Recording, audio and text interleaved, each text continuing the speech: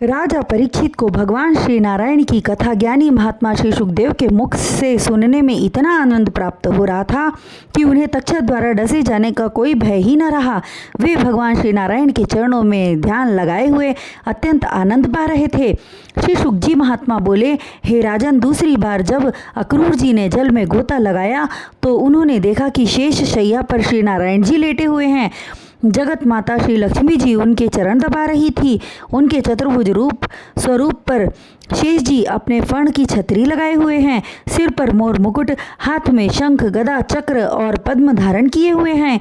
उनके नाभि से निकले हुए कमल पर चतुर्मुख ब्रह्मा जी विराजमान हैं।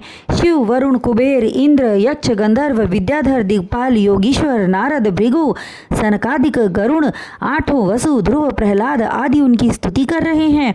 यमुना जल के भीतर भगवान श्री कृष्ण जी के चतुर्भुज स्वरूप को देखकर अक्रूर जी का मोह भंग हो गया और वे हाथ जोड़कर भगवान श्री नारायण की स्तुति करते हुए कहने लगे, हे जगदीश्वर, मैं सांसारी प्राणी आपके सच्चे स्वरूप को पहचान न सका था, इसीलिए आशंकित हो रहा था। स्वामी, आप संपूर्ण जगत के कर्ता एवं धर्ता हैं।